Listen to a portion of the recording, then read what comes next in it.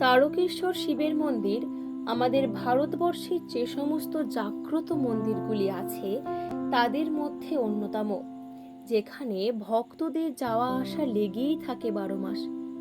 বিশেষ করে শ্রাবণ মাসের প্রত্যেকটি দিন, শিবরাত্রির দিন, চৈত্র সংক্রান্তির দিন এবং প্রতিটা সোমবার, যেখানে দেখা যায় লক্ষ লক্ষ মানুষের ভিড়।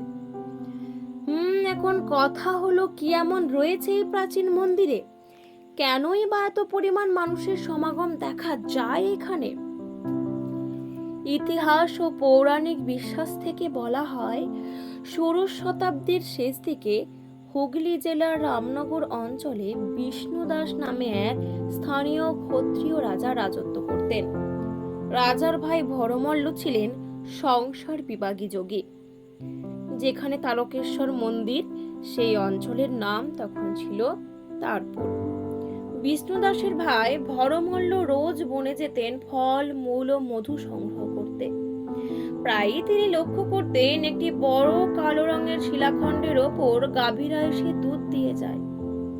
এই অদ্ভুত ঘটনা তিনি তার দাদাকে গিয়ে বলেন। শিবভক্ত বিষ্ণুদাস বনে এসে দৃশ্য দেখে শিহরিত হন। রাজা ভরমল্ল তখন এই শিলাস্তম্ভটিকে শিবলিঙ্গ রূপে রামনগরে এনে প্রতিষ্ঠা করতে উদ্যোগী হলেন। কিন্তু অনেক মাটি খুঁড়েও পাথরের মূল খুঁজে পাওয়া গেল না।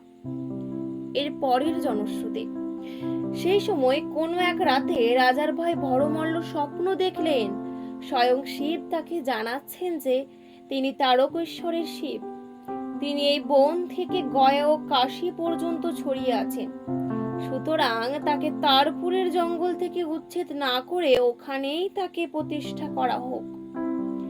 এরপর স্বপ্নাদিষ্ট ভরমল্ল ও মুকুন্দরাম রাজার সহযোগিতায় বন কেটে পরিষ্কার করে তারপুরেই পাথরের স্তম্ভের উপর একটি মন্দির নির্মাণে ব্রতী হলেন।